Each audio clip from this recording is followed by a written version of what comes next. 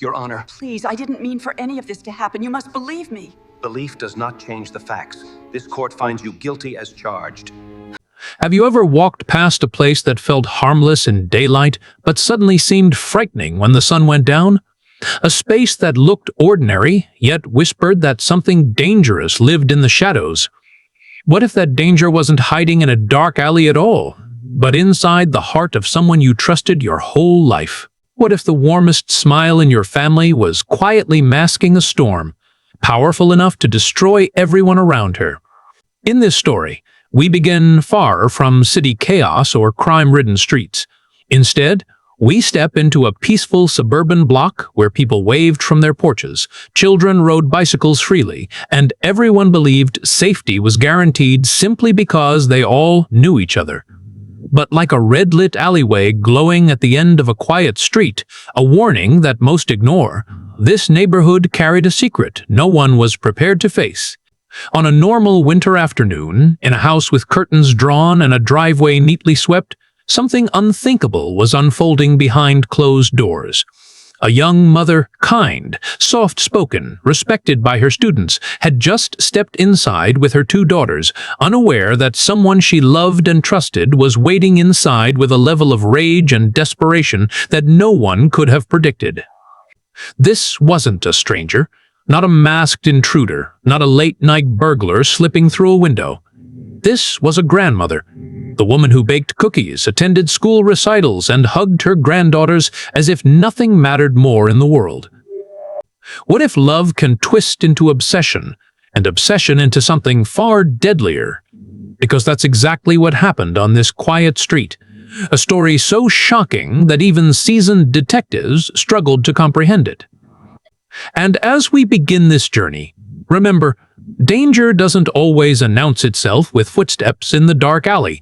Sometimes it sits across your dinner table, smiling softly, waiting for the moment when everything changes.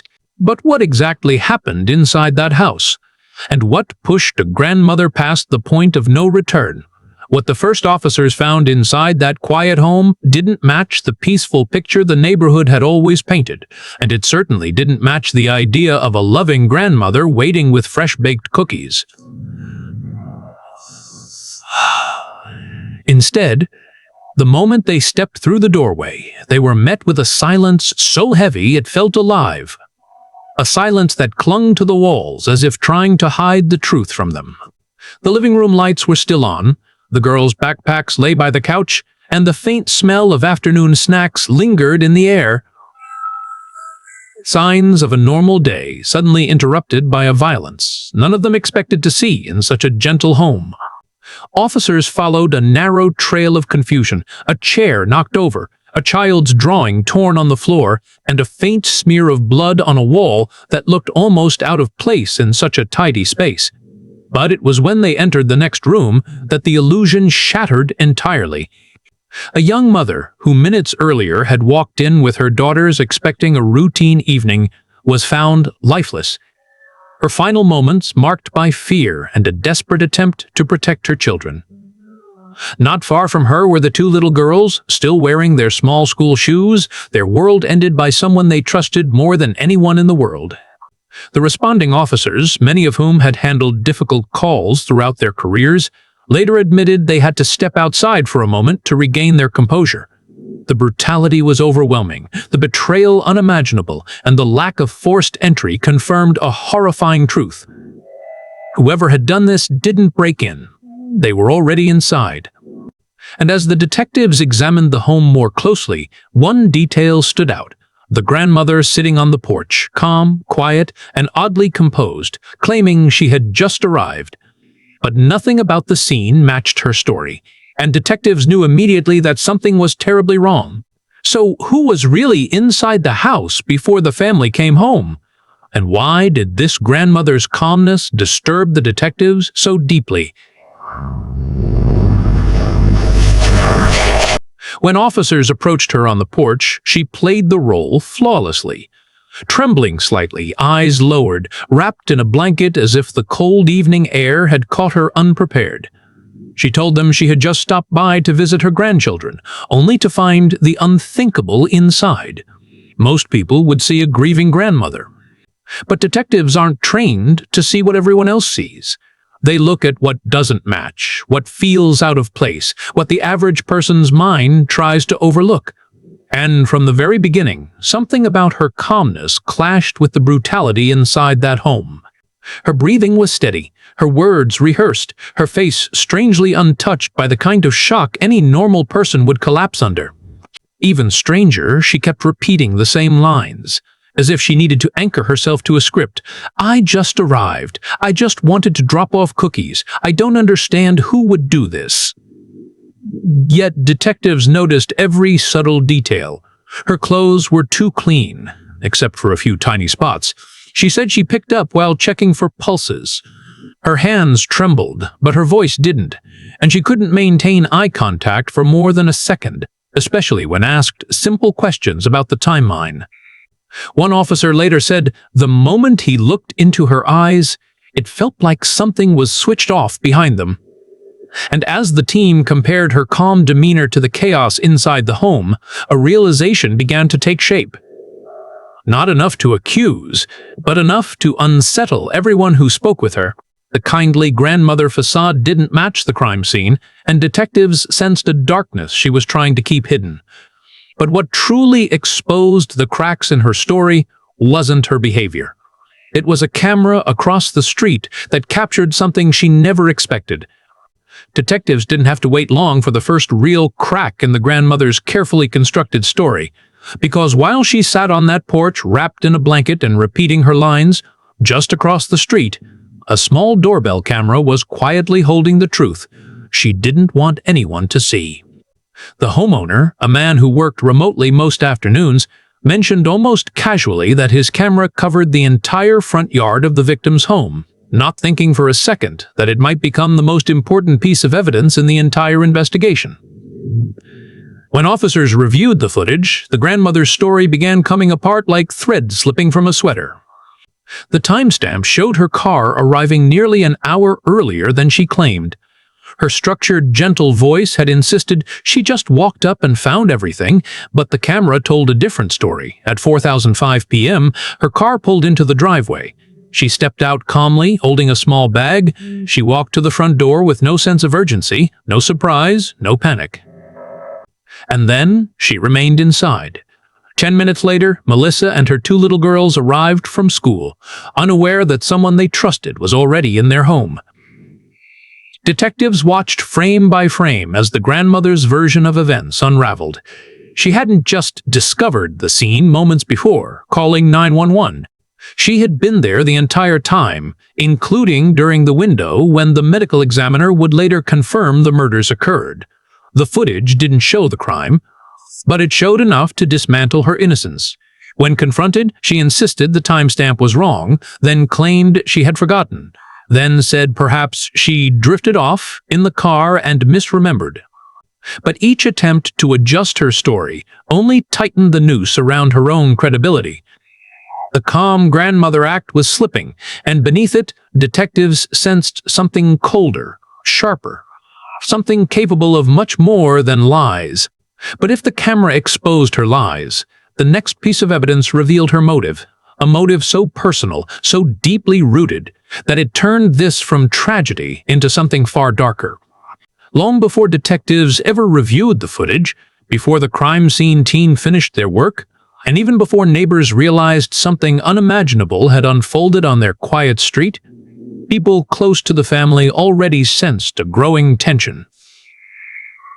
What no one understood at the time was how deeply the grandmother had entangled herself in her son's marriage, how every disagreement between husband and wife felt to her like a direct threat, and how slowly, piece by piece, her relationship with her daughter-in-law had twisted into something brittle, resentful, and dangerous. Friends of the young mother later recalled how she would vent softly about constant interference, unannounced visits, undermining comments, and subtle attempts to control the children's routines. At first, these behaviors seemed like typical tension between in-laws, but as the months passed, something shifted. The grandmother's tone grew sharper, her presence more intrusive, and her obsession with the girls more intense. When Melissa began quietly seeking legal advice about separation and a restraining order, she told a friend she felt cornered. Not by her husband, but by the grandmother who seemed incapable of accepting any boundary. To her, the idea of losing unrestricted access to the children felt like a personal attack, a humiliation, a theft of the only role she believed gave her value. And as detectives started reading recovered messages and speaking with those who knew the family well, a painful truth surfaced. This wasn't a sudden eruption of violence.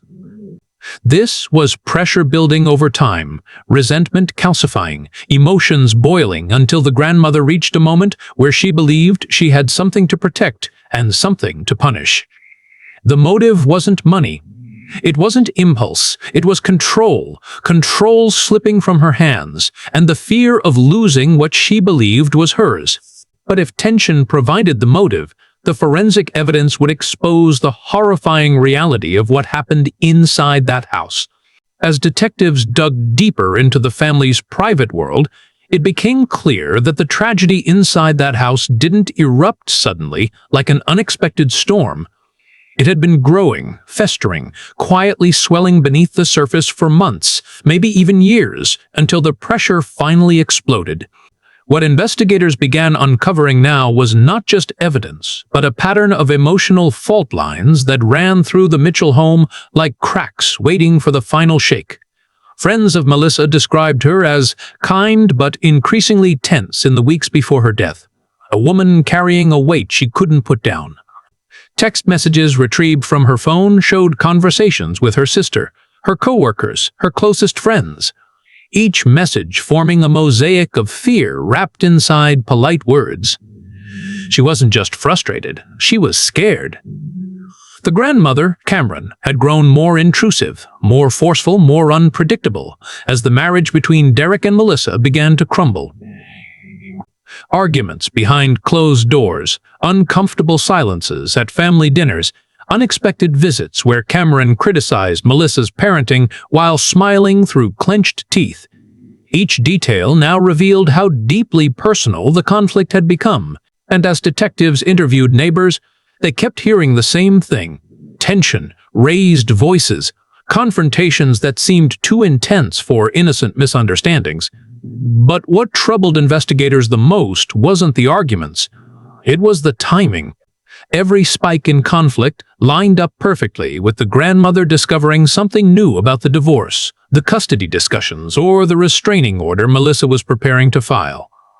It was as if every boundary Melissa tried to set only fueled Cameron's growing belief that she was being pushed out of her son's life, and that someone needed to be punished for it.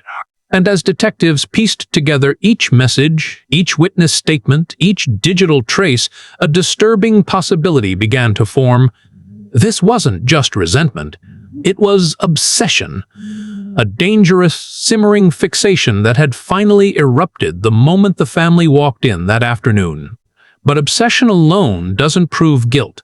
The forensic evidence would deliver the blow that no one could argue against. While emotions and family tensions painted a disturbing picture, detectives knew that feelings alone couldn't convict anyone. The forensic team moved through the house methodically, treating every droplet, every smear, every faint streak as a clue waiting to be decoded. And what they uncovered wasn't chaos. It was a sequence, a timeline of violence that told a story more accurate than any spoken testimony. Transfer streaks along the hallway wall revealed her desperate attempt to flee, and tiny, fine droplets on the living room carpet showed where each frantic motion, each struggle had played out. But the revelation that shook the investigation came from a single cardigan sleeve, the grandmother's cardigan. What she claimed happened didn't match what the blood patterns on her clothing revealed. Her sleeve wasn't smudged, smeared, or soaked, the way it would be if she had checked pulses, as she insisted. It was freckled with microscopic droplets, the kind that occur only when someone is in motion during an active stabbing. These weren't stains someone picked up by accident. These were the fingerprints of violence. Luminol lit up its interior like a warning beacon, glowing blue trails of washed-away blood from all three victims. Someone had scrubbed their hands there. Someone had tried to clean up, and the DNA in the drain confirmed exactly whose blood had been washed away. Still, the investigators didn't stop there. They followed shoe prints, fingerprints, even the trace pattern of diluted blood on a kitchen towel. Every forensic detail pulled the story together piece by piece, until one truth became impossible to ignore. The grandmother wasn't a witness. She had been standing in the middle of the storm.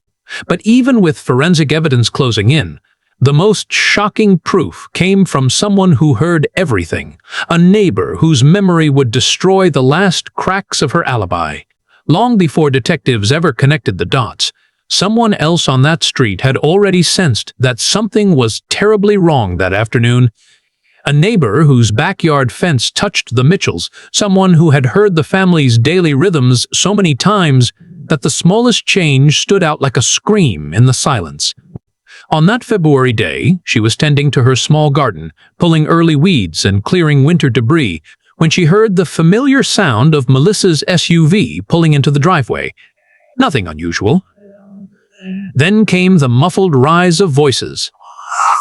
Sharper than normal, urgent, tense. One of the voices was unmistakably Cameron's. Anyone who had ever overheard an argument between her and Melissa could recognize that clipped, tightening tone, the way her anger sharpened her words like a blade. But what happened next was something the neighbor would replay in her mind over and over. A sound she couldn't forget, no matter how much she wished she could. A scream. Not a startled shriek. A scream ripped from the throat of someone who suddenly understood they were in danger. Then came another sound, smaller, higher, trembling with terror. "Grandma, stop!" That short sentence would haunt her for months. It was Faith's voice. The 7-year-old, who often played in the backyard, whose laughter used to float over the fence on summer afternoons. She had said it with a fear no child should ever feel. Then, abruptly, silence. A silence so heavy the neighbor found herself frozen, unsure whether to run inside, call for help, or tell herself she'd misheard everything. She hesitated, a choice that would later torment her. Because after a moment, the quiet felt normal again, or maybe she desperately needed it to feel that way. Little did she know that her hesitation allowed the violence to continue unchecked. And when she finally learned what had happened inside that house, she realized that her memory was the missing piece, the human truth that matched the forensic reality perfectly. But even with eyewitness memory and scientific proof, investigators still needed the final thread, the digital trail that exposed the grandmother's darkest thoughts. While the neighbor's testimony provided a chilling human echo of the violence inside the house, detectives knew the most damning truths often lived, not in memory, but in the digital shadows people leave behind. The texts sent in anger, the emails typed in frustration, the searches made late at night when no one else is watching. And when investigators finally accessed the grandmother's phone, her laptop, and the cloud backups she thought were private, they found something more disturbing than any single piece of physical evidence, a digital diary of resentment that had been building like a storm front long before the murders occurred. At first, the messages looked harmless, passive-aggressive remarks disguised as concern, little criticisms slipped between polite phrases. But as detectives scrolled backward through the months, the tone shifted. The grandmother's words grew sharper, colder, more possessive. She no longer called Melissa by name, she referred to her only as that woman, as if stripping her identity made her easier to resent. She sent her son message after message, urging him to take control, warning that Melissa was ruining the family, insisting that no one is going to keep my grandbabies from me. And then came the messages that froze the investigation team in place, the ones written just days before the murders. Some problems have permanent solutions. She won't take them away from me. I will do whatever it takes to keep this family together. She even searched online. How long does someone live after being stabbed? Even more disturbing, Detectives uncovered emails to a friend where she wrote that Melissa needed to be taught a lesson, and that blood is thicker than any restraining order. Each message, each search, each digital footprint formed a map of her spiraling obsession, a fixation that transformed frustration into intent. This was the motive, in her own words, laid bare on the screen. But even with her digital trail exposed, the grandmother still believed she could talk her way out, until one forensic discovery destroyed her final line of defense, even as the evidence piled up. The neighbor's testimony, the digital trail, the contradictions in her story. The grandmother held on to one final lifeline, her claim that she had simply checked for pulses, that any blood on her clothes came from a desperate attempt to see if her family could still be saved. It was a fragile excuse, but she clung to it like a mask she refused to remove. Detectives knew that if her story had even a sliver of truth, the forensic patterns on her clothing would reflect that. But when the cardigan she wore that day was analyzed under high-intensity light and magnification, what the lab found wasn't consistent with grief. It was consistent with violence. The sleeve wasn't smeared with contact transfer, the type of staining you get by touching a body. Instead, it was dusted with high-velocity impact spatter, microscopic droplets formed only when a blade is moving rapidly back and forth through air filled with blood. And that wasn't the only clue. The tiny droplets angled upward on her sleeve told analysts where she had been standing, close to the victims, positioned above them, consistent with an attacker, not a panicked grandmother checking for signs of life. Her pants, too, carried cast-off patterns, thin arcs of blood created when a weapon flicks droplets as it's pulled back between strikes. You don't get cast off by kneeling next to a body. You get it by raising a knife. That evidence was the scientific equivalent of a confession. And investigators knew it. When confronted with the findings, the grandmother tried to shift again, claiming shock, confusion, memory loss. There was no scenario left where she could have been innocent. The house had spoken, the science had spoken, and now, with her last excuse destroyed, detectives prepared for the moment they had been waiting for, the courtroom showdown where her lies would finally collide with the truth. But the courtroom wouldn't just expose her. It would reveal the heartbreaking testimony of the one person trapped between love and horror, her own son. When the trial began, the courtroom felt charged with a tension so dense you could almost taste it. But nothing, absolutely nothing, compared to the moment Derek Mitchell walked to the witness stand. He was a man hollowed out by grief, surviving on the thin edge between what he had loved and what had destroyed him. Watching him sit down, shoulders heavy, eyes bruised with sleepless nights, the room seemed to hold a collective breath.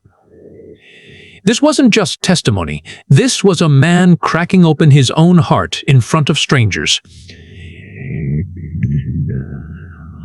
When asked to describe his mother's relationship with his wife, his voice wavered, then steadied with a painful honesty born from loss. He spoke of years of tension, how his mother criticized Melissa's parenting, how she showed up unannounced, how she undermined rules with sugary smiles and passive-aggressive remarks. And as he continued, the courtroom saw a truth he'd spent years avoiding. He had been the bridge between two women who were never going to coexist peacefully, and he had ignored the warning signs because he never imagined they could be fatal.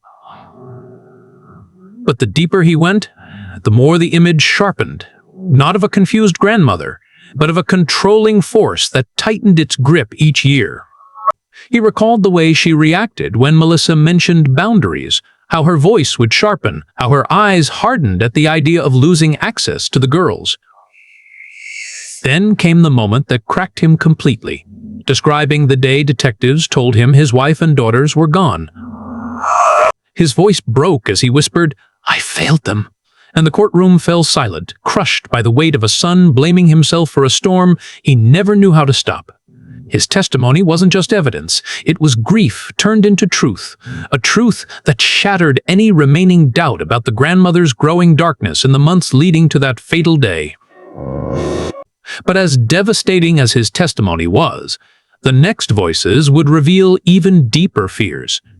From the sister who received Melissa's final messages. When Melissa's sister took the stand, the atmosphere in the courtroom shifted again, from grief to dread, because she wasn't there to talk about memories or family history. She was there to share the warnings Melissa had tried to whisper before danger finally swallowed her whole. She spoke softly at first, trying to steady her breath, but her words landed like punches. Melissa had been terrified in the weeks leading up to her death. Not anxious, not overwhelmed. Through text messages pulled from her phone. Messages investigators had recovered long after Melissa's final moments. Her fear became a voice echoing across the courtroom. She had told her sister about being cornered in the kitchen by her mother-in-law when Derek wasn't home. How Cameron stood between her and the doorway, her eyes cold, her voice low as she said things. Melissa tried not to believe. The sister remembered one message word for word, the one that made her lose sleep for nights. She looked at me like she wanted me gone. It wasn't drama, it wasn't exaggeration. It was a woman recognizing danger in someone she used to trust. Melissa confided that Cameron was becoming unpredictable, showing up uninvited, criticizing her every move, acting like the children belonged to her alone. And when Melissa finally made the decision to file for divorce and seek a restraining order, she texted her sister, "I'm scared of what she'll do when she finds out." Those messages played in the courtroom like echoes from a life cut short. Each one a plea for help. She never had the chance to fully voice. Her sister's testimony didn't just confirm the tension. It confirmed the trajectory, a pattern spiraling toward a violent end. And as she described reading those messages after Melissa's death, the courtroom felt the weight of a warning, ignored by time, not by intention. She ended her testimony with trembling words no one would forget. She tried to save herself, and no one knew how much danger she was in. But the most devastating confirmation wasn't emotional. It came from the cold precision of forensic science. In the courtroom, emotion could sway hearts, but it was the medical evidence, cold, clinical, undeniable, that stripped away every remaining thread of the grandmother's shifting story. When the forensic pathologist took the stand, the air seemed to tighten. This wasn't about theories or interpretations anymore. This was the anatomy of truth. She explained how Melissa endured 27 stab wounds, many delivered with such force that the blade struck bone. Defensive wounds marked her hands and arms, proof she fought for her life and likely for the lives of her daughters until her strength gave out. Faith, just 7 years old, had 15 stab wounds. One tiny palm held a defensive cut, showing she had tried to shield herself, or worse, her little sister. Sarah, only 4, had 12 stab wounds, most to her back, meaning she was running, fleeing, trying to escape the same hands that once fed her snacks and braided her hair. The room went still as the pathologist explained the sequence. Melissa attacked first, the struggle moving from kitchen to hallway to living room, the children witnessing their mother's terror before becoming victims themselves. The grandmother's story. A chaotic accident, a blackout, a struggle gone wrong. Shattered against the cold consistency of the wounds. These were not random strikes. They were deliberate, targeted, repeated with the determination of someone acting from rage, not fear. And then the most chilling detail, all 3 victims likely remained conscious for a short time after the first wounds, meaning they were aware, even briefly, of what was happening. Meaning the grandmother had time, moments long enough to reconsider, to stop, to step back. But she didn't. Not once. That was the unspoken verdict hidden inside the anatomy reports, a sequence of decisions no memory loss or panic could logically explain. The science didn't lie. The wounds didn't lie. The victims' bodies testified louder than any witness ever could. But as powerful as the medical evidence was, the next witness would break the courtroom in a different way. A friend who revealed the grandmother's chilling final warning before everything unfolded. When the grandmother's longtime friend took the stand, the courtroom braced itself. because unlike family members who struggled to separate love from truth, or neighbors who heard only fragments through walls, this witness had heard Cameron Bailey's words directly, clearly, and without the filter of emotion. Her voice trembled as she began, not because she feared the courtroom, but because she feared what she had ignored. She explained how, over the years, Cameron often vented about Melissa, small grievances disguised as motherly concern. But in the weeks before the murders, something in her tone had changed. The sweetness she used to wrap around her complaints had vanished. Instead, her words were sharp, edged, almost rehearsed. And then came the moment the friend would regret for the rest of her life. Over coffee, just days before the killings, Cameron leaned in, her voice low but unshakably controlled, and said, "If she thinks she can take my grandbabies away, she has no idea what I'm capable of." A tight, chilling smile, and followed it with, "I'm too old for prison, but I'm not too old to protect what's mine." Those weren't the ramblings of an elderly woman confused by family drama. They were declarations from someone who believed she had already made a decision. And yet, out of loyalty, disbelief, or fear of overreacting, her friend stayed silent. She didn't call Derek. She didn't reach out to anyone. Now, standing in the courtroom, she confessed that silence with tears sliding down her cheeks. "I thought she was venting," she whispered. "I didn't think she meant it." But the digital messages, the timestamps, the autopsy, they all matched Cameron's words perfectly. What she had said wasn't a metaphor, it was a roadmap. But the next revelation wouldn't come from a friend or a phone. It would come from the grandmother herself, when she took the stand and tried to rewrite the truth. When the defense called the grandmother to the stand, the courtroom shifted, not with sympathy, but with a kind of stunned anticipation, as if everyone knew they were about to watch something crumble in real time. She walked slowly, holding a walker she hadn't needed before the trial, her shoulders stooped just enough to invite pity. Yet when she sat down and faced the jury, her voice was steady, almost rehearsed, as she painted herself as a fragile victim caught in a tragic misunderstanding. She spoke about dropping off cookies, about just wanting to talk, about Melissa waving a knife in a moment of anger. It was a story crafted with care, soft, restrained, and carefully staged to sound believable. Every time she tried to shift her story, claiming self-defense, claiming confusion, claiming she blacked out, prosecutors countered with her own digital trail, the forensic evidence, the autopsy reports, and the neighbor's haunting memory. She said she only remembered a struggle, but she remembered washing her hands. She said she panicked, but she remembered disposing of the knife. She said she blacked out, but she remembered leaving and returning to fake the discovery. These weren't the lapses of a confused grandmother. They were the selective memories of someone trying to hide intent. And then, in one moment that seemed to freeze the entire courtroom, she slipped. When asked why Melissa frightened her, she blurted out, "She was going to take the girls away from me. Not Derek, not the family. Her." Those words, said in unguarded frustration, revealed the truth. This was never about fear. It was about ownership, control, possession. The jury saw it. The judge heard it. Even her own son, sitting behind the prosecution, closed his eyes as the final piece of her motive fell into place. Her testimony didn't save her. It buried her. But the most devastating voices still hadn't been heard. The closing arguments that would finally force the jury to confront the full weight of what she had done. By the time closing arguments began, the courtroom felt like it was holding its breath, as if every person inside knew they were about to hear the final framing of a tragedy that never should have happened.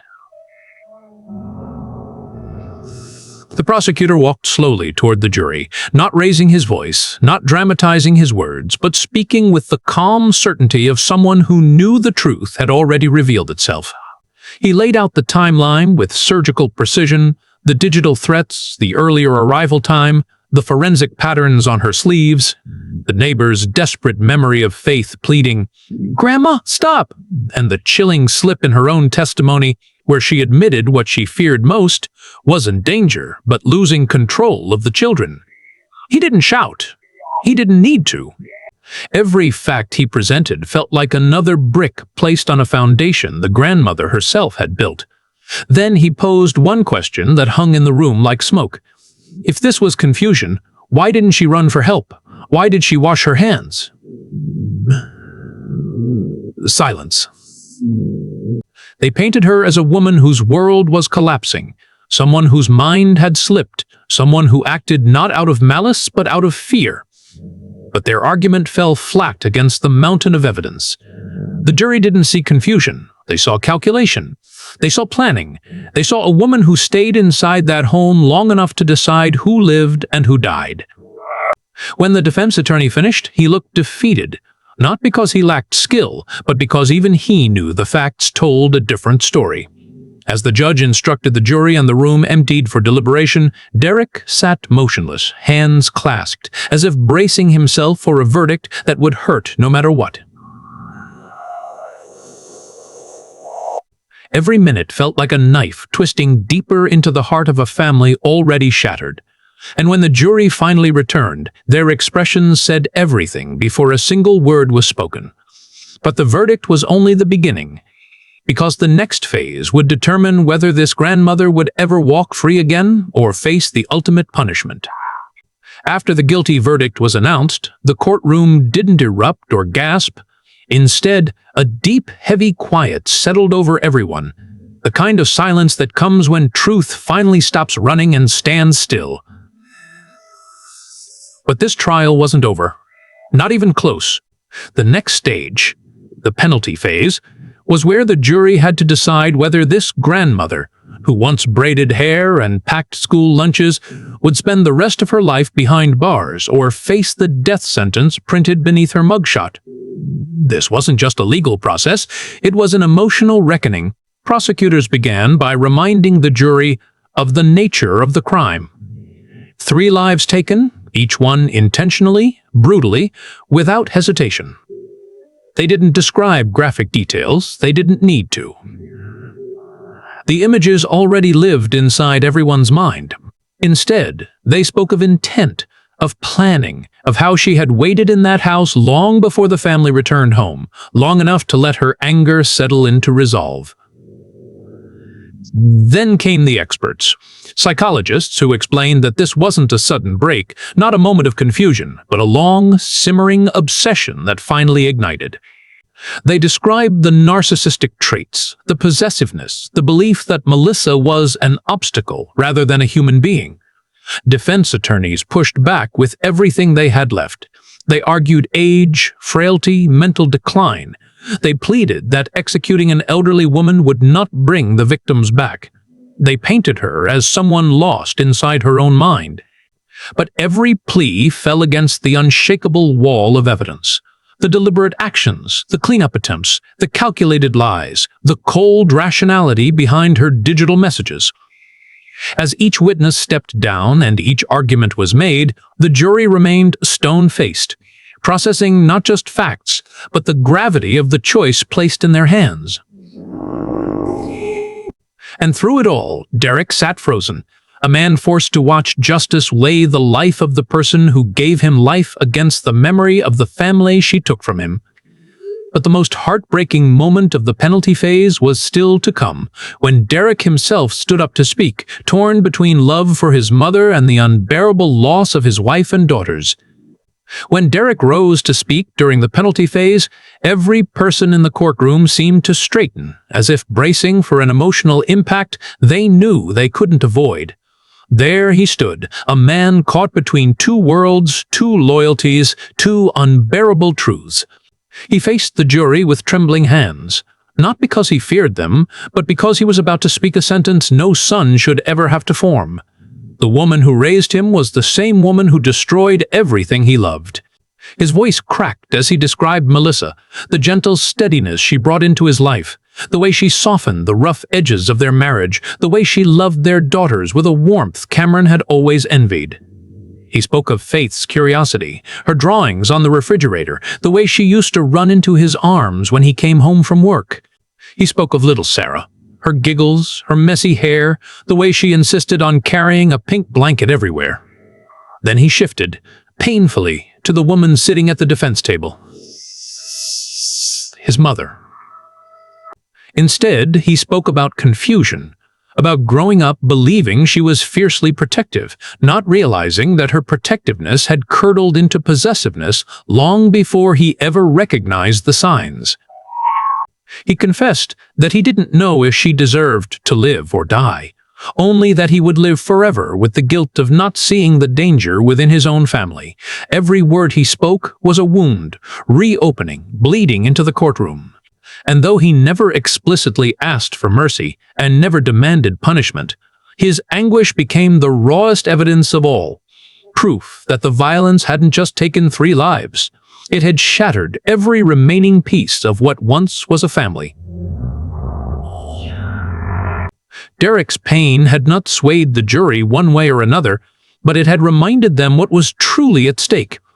But even after Derek's impossible testimony, the jury still needed one final decision, one that would decide whether Cameron Bailey would die in prison or by the hand of the state.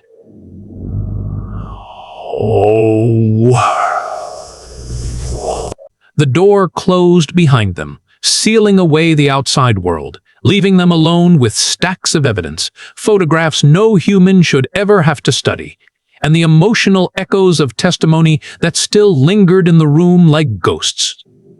This wasn't a question of guilt anymore. That had already been decided.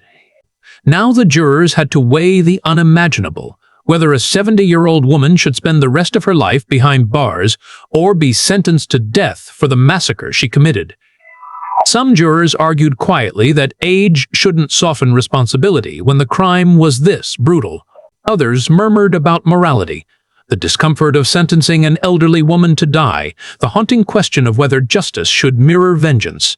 But every time doubt began to form, someone brought the conversation back to the evidence, her deliberate decision to wait inside the house, the calculated attack on Melissa, the brutal killing of 2 defenseless children, and the cold attempt to clean up the scene. Then came Derek's testimony. The image of a son shattered, trying to reconcile the mother he loved with the monster she became. His pain hung over the deliberations, not as an argument for mercy, but as a reminder of how thoroughly she had destroyed her own family. Hours passed. Voices rose, then softened. Papers rustled. Chairs scraped. And through it all, the weight of 3 stolen lives pressed down on each juror until sympathy, morality, and hesitation folded beneath the enormity of what she had done. When they finally reached a unanimous decision, they didn't celebrate. They didn't cry. They simply collected themselves, stood in a solemn line, and knocked on the door to signal the judge they were ready. Their expressions carved with the knowledge that their verdict would alter the course of a life forever. But nothing could prepare the courtroom for the moment the jurors spoke aloud, the moment the grandmother learned whether she would live out her days in a cell or face death. When the jury filed back into the courtroom, no one looked at the grandmother. No one looked at Derek. They stared straight ahead, faces drained, as if each of them had aged years in the hours behind that closed door. The judge asked the foreperson to rise. A piece of paper trembled in their hand, but their voice did not. We, the jury, unanimously recommend the sentence of death. For a moment, the room didn't move. It didn't breathe. It simply existed in a stunned, frozen stillness, the kind that happens when human beings witness something irreversible. She didn't faint. She stared ahead with the same cold, distant expression she had worn while listening to the autopsy details, the forensic breakdown, the digital messages that exposed her darkest thoughts. If there was fear in her eyes, it was buried too deep to see.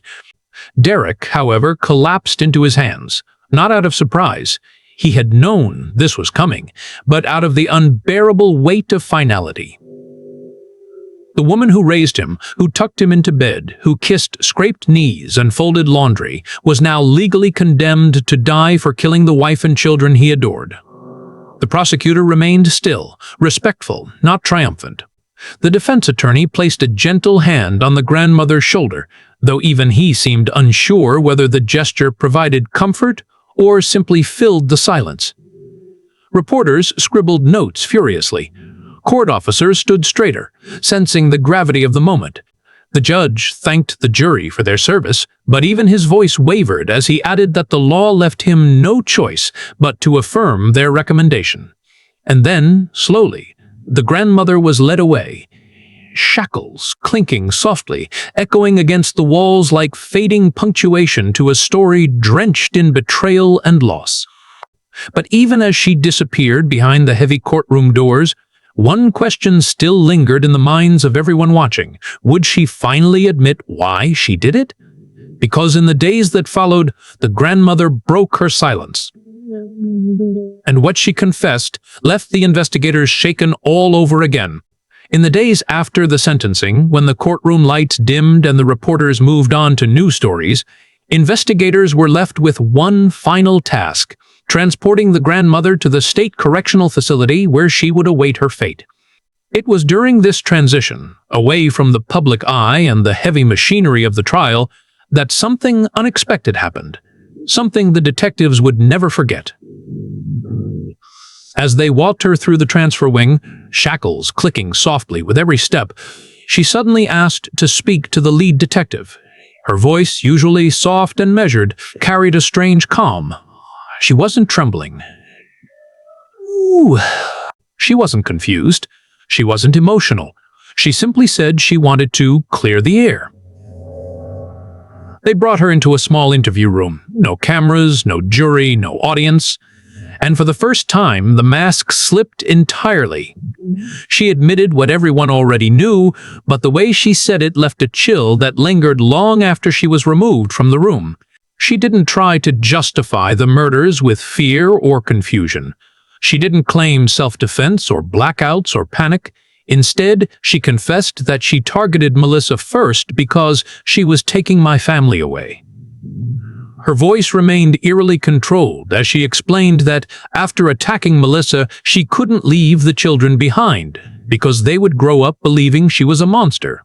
The detectives stared at her, stunned, not because the confession surprised them, but because it revealed a level of self-awareness and ruthless calculation that shattered any remaining semblance of instability or confusion.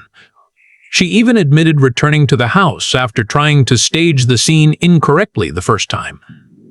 "I wanted it to look like an intruder," she said calmly, "but I was upset. I wasn't thinking clearly." When asked if she regretted what she had done, she paused for a long moment before answering, "I regret losing Derek. Not Melissa. Not the children. Derek." That single sentence told investigators everything they needed to know about what had driven her. Possession, disguised as love. But even after her confession, the story didn't end, because the community she destroyed was left to rebuild without the 3 lives she erased. Long after the courtroom emptied and the grandmother disappeared into the concrete corridors of the correctional facility, the shockwaves she created kept rippling through the quiet neighborhood where the tragedy unfolded. The street that once echoed with children's laughter, bike wheels scraping across driveways, and neighbors waving from porches now felt haunted, as if the air itself carried the memory of what happened inside that neat, sunlit house. Parents who once let their kids play freely outside now watched them from windows, scanning every shadow as if danger had suddenly learned to disguise itself inside familiar faces. Many residents admitted they slept with their lights on for weeks. One neighbor confessed she couldn't walk past the Mitchell home without feeling a cold knot tighten in her stomach. The house stayed empty, curtains drawn, a silent tomb marking the place where innocence had been stolen. People left flowers, teddy bears, handwritten notes along the sidewalk, each message carrying the weight of a community trying to say sorry for not seeing the warning signs. Faith's school created a memorial corner decorated with her drawings, shaky lines, bright colors, tiny hearts she loved filling pages with. Sarah's preschool planted a small tree in her memory, a sapling they promised to protect and watch grow, a living reminder of a life that never got the chance to bloom.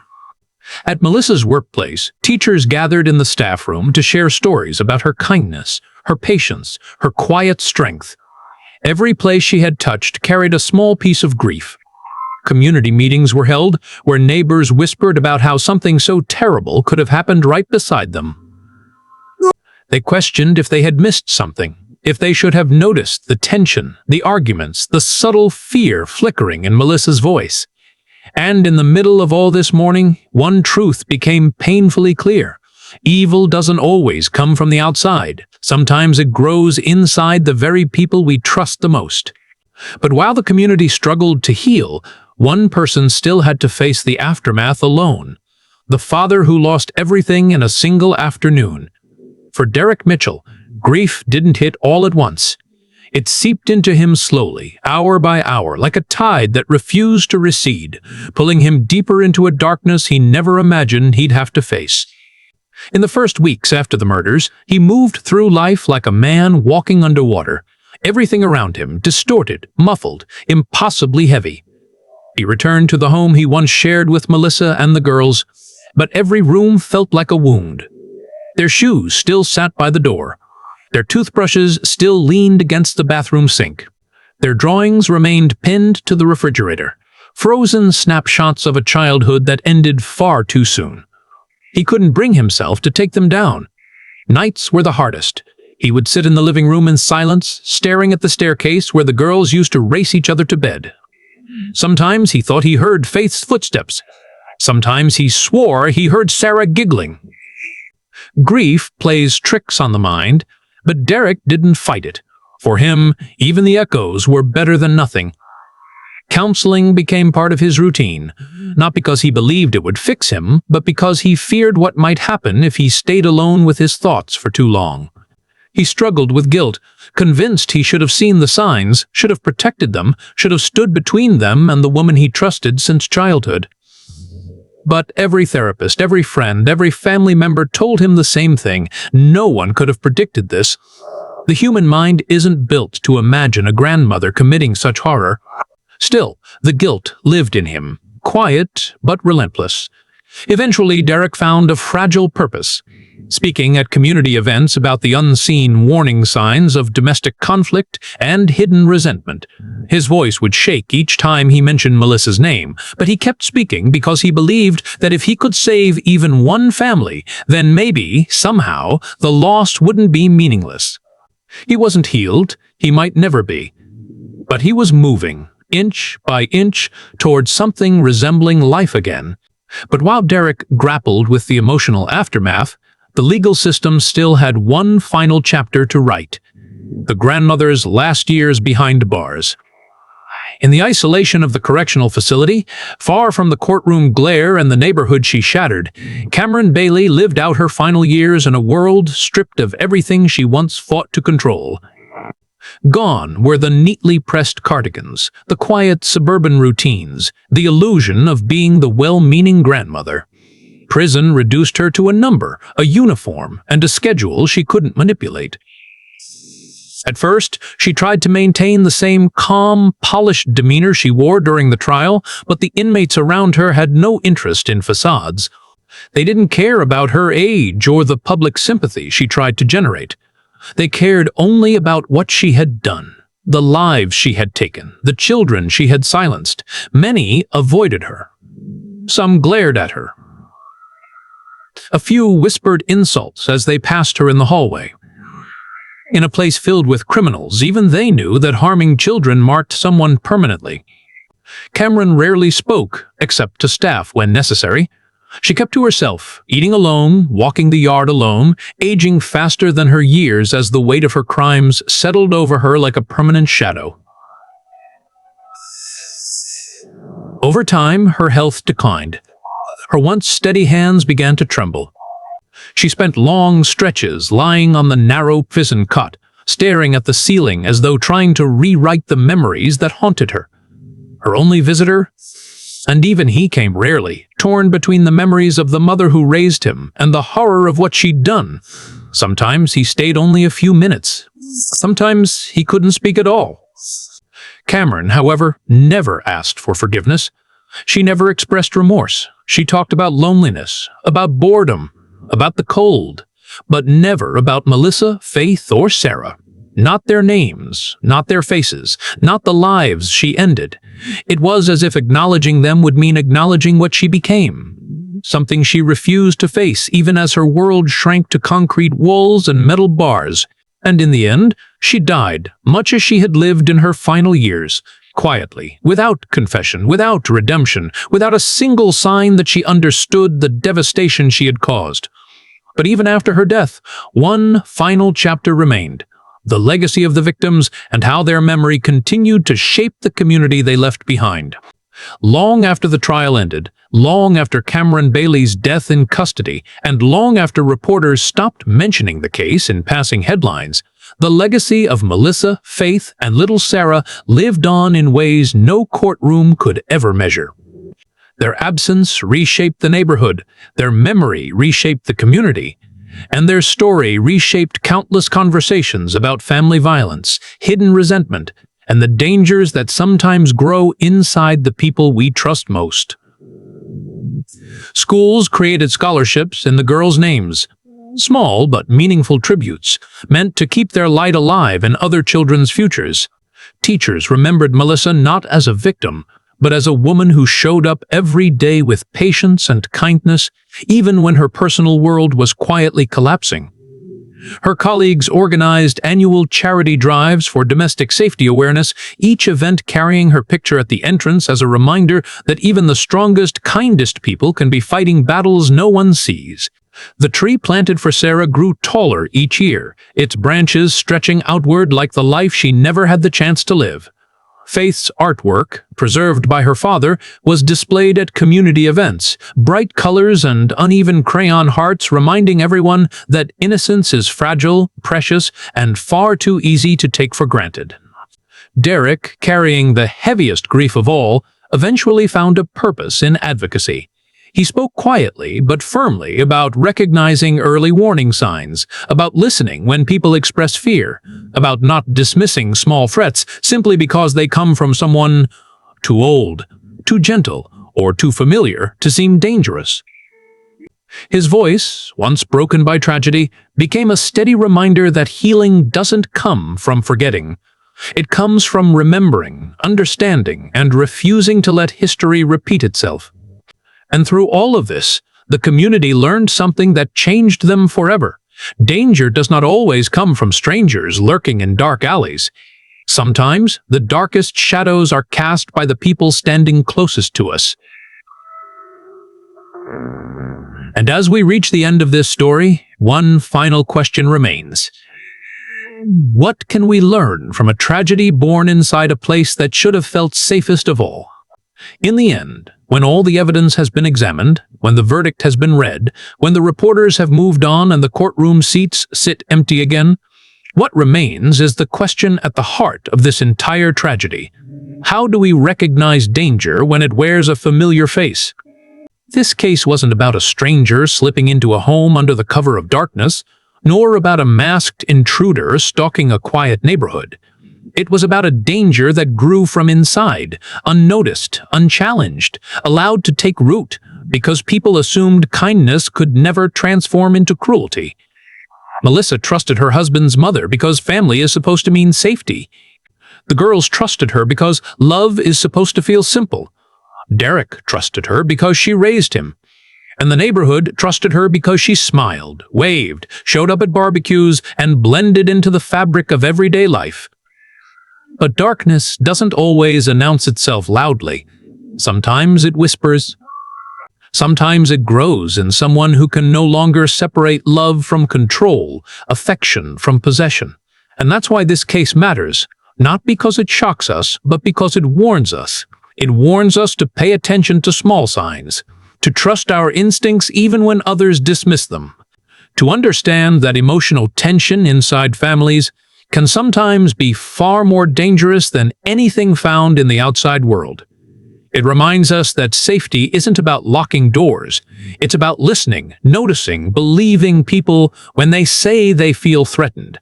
As for Melissa, Faith, and Sarah, their lives, though heartbreakingly short, continue to shine through the memorials, the scholarships, the advocacy work, and the way their story forces communities to rethink the meaning of safe.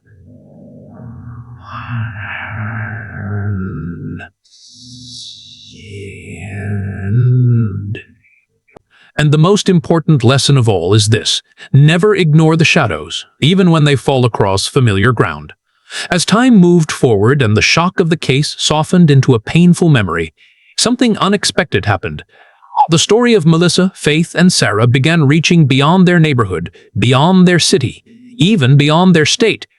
It became a cautionary tale shared in advocacy groups, law enforcement training seminars, and community workshops about hidden family violence. People who had never met the victims suddenly felt connected to them, not through tragedy alone, but through the frightening familiarity of the circumstances. Because so many households carry unresolved tension, unspoken rivalries, and the quiet belief that it could never happen here. Attorneys referenced it when advising clients on restraining orders. Teachers spoke of the warning signs of emotional distress in children who might be caught between adults at war. And for individuals stuck in complicated in-law relationships, Melissa's final messages became a haunting reminder of why speaking up early can save a life. The story took on a new shape, transforming from courtroom evidence into a living lesson that traveled from one family to another, urging them to pay attention to the little things: tone shifts, unexpected hostility, the quiet dread that whispers when someone feels unsafe in their own home. Even police departments used the case to refine how they evaluate domestic risk, emphasizing not only physical threats, but emotional ones that escalate over time. Meanwhile, Derek, still grieving, saw his family's tragedy turn into a catalyst for change. He received letters from strangers, people who said Melissa inspired them to leave abusive homes, protect their children, set firmer boundaries, or finally tell someone about the fear they had been hiding. And in those letters, Derek found a bittersweet comfort, proof that even in death, his girls and his wife had saved lives.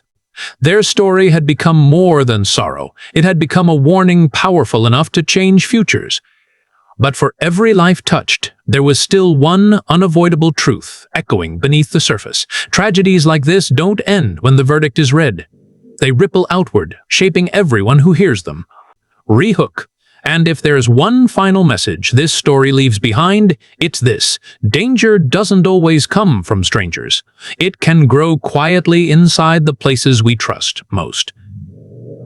As we reach the final steps of this long, painful journey, what stays with us isn't just the courtroom drama or the chilling details of what happened inside that quiet suburban home. It's the unsettling realization that danger often hides in places we least expect, wearing faces we've trusted for years. This story forces us to confront a truth we instinctively avoid: that love, when twisted by obsession or insecurity, can become just as dangerous as hate. Many people listening to this case see fragments of their own lives: family tension, possessive behavior, controlling relatives, subtle hostility disguised as concern. Most of the time, these situations never explode into violence, but the warning signs exist long before the breaking point, whispered in conversations we shrug off, hidden in glances we pretend not to notice. Melissa tried to express her fear. She reached out to her sister, confided in friends, took early steps toward building a boundary that might keep her children safe, but like so many people caught in family conflict, she downplayed her instincts, hoping kindness or patience would resolve what was getting worse. Her story reminds us that instincts are not overreactions. They are alarms. And when someone you trust begins behaving in ways that make you anxious, uneasy, or unsafe, those alarms deserve to be heard. The deaths of Melissa, Faith, and Sarah tore apart a family, shook a neighborhood, and exposed the tragic consequences of ignoring escalating warning signs. Yet their legacy, carried forward by Derek and countless others touched by this case, teaches a crucial lesson. Safety begins with paying attention. Pay attention to patterns. Pay attention to fear. Pay attention to the quiet signals your heart sends you when something doesn't feel right. Because sometimes the greatest danger isn't lurking in dark alleys or hiding behind locked doors. Sometimes it grows slowly, quietly, behind smiles, inside familiar walls, waiting for the moment when no one is paying attention. And if this story leaves you with anything, let it be this: listen to the shadows, question the uneasy feelings, and never assume danger can't come from someone who claims to love you, because love, when warped, can cast the darkest shadow of all. In the aftermath of this tragedy, long after the courtroom doors closed and the headlines faded from public view, something quietly transformative began happening behind the scenes. Changes in how law enforcement, social workers, and legal advocates approached domestic red flags that often slipped through the cracks. Melissa's case became a training module in police academies, not because of the brutality alone, but because of how ordinary the warning signs seemed before everything collapsed. Officers were taught to look deeper into family dynamics, where one individual exhibits patterns of control, masked as concern. They learned to treat messages like, "I'm scared of what she'll do," not as anxiety, but as early indicators of escalating risk. Social workers also revised their assessment procedures, giving greater weight to emotional manipulation and possessiveness from extended family members, something rarely emphasized before. Even judges and legal advisors began examining restraining order requests with a more nuanced lens, recognizing that danger can come not only from partners, but also from relatives whose influence reaches too far into someone else's home. On a broader level, community-based organizations started using this case as a resource for educational campaigns, teaching families how to identify unhealthy boundaries before they solidify into something irreversible. Workshops encouraged people, especially parents, to trust their instincts, to act on discomfort, and to document concerning behavior rather than dismissing it as family tension. Slowly, the ripples of this tragedy reshaped protocols, conversations, and awareness throughout the region. And while no policy change can undo the pain Derek carries or bring back the lives cut short, these smaller, quieter reforms became a way for the victims to continue influencing the world. Their story didn't end with the verdict or the grandmother's sentence. It became a catalyst for saving others who might find themselves trapped in similarly dangerous situations without realizing it. In this way, Melissa, Faith, and Sarah live on not only through memorials and memories, but through the very systems designed to protect families just like theirs. And now, as we approach the final chapter of this entire story, only one thing remains: bringing together every lesson, every warning, and every shadow uncovered along the way. As we bring this story to its final breath, what lingers is not just the horror of what unfolded inside that quiet home, but the haunting realization that this tragedy grew from a place meant to be safe, shaped by relationships meant to nurture, and committed by someone meant to love. It forces us to confront the uncomfortable truth that danger does not always roar. It can whisper, disguise itself in politeness, or hide behind smiles at family gatherings. The grandmother in this case was not a shadowy figure lurking outside a window, not a stranger with a weapon waiting in the dark. She was a familiar presence, a trusted member of the inner circle, someone whose affection slowly twisted into something possessive and toxic, until it devoured the very people she claimed to love. As you think back through each part of this story, Melissa's growing fear, the children's innocence, Derek's impossible grief, the neighbor's regret, the community's mourning, and the courtroom's final reckoning, one message becomes painfully clear: evil does not always require intent from the beginning.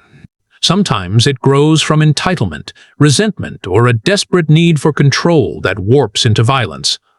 And while nothing can erase the pain of what happened, the lessons left behind become a beacon for everyone willing to listen. We learn to watch more closely, to speak more boldly, to act more quickly when someone says they're afraid, even if the threat comes from inside the family. We learn to trust instincts that whisper warnings before our minds can process them. We learn that boundaries are not rude, they are necessary survival lines. And ultimately, we learn that safety is not about avoiding strangers in alleyways. It's about recognizing the shadows that sometimes grow in familiar rooms behind familiar faces. So, as we close this documentary, let this story stay with you, not as a tale of horror, but as a reminder. The most dangerous secrets are often the ones we assume could never exist. And the most powerful thing any of us can do is pay attention before silence becomes irreversible. The shadows, in this case, have been brought to light. May they guide you to recognize the ones in your own world before they grow too dark to see.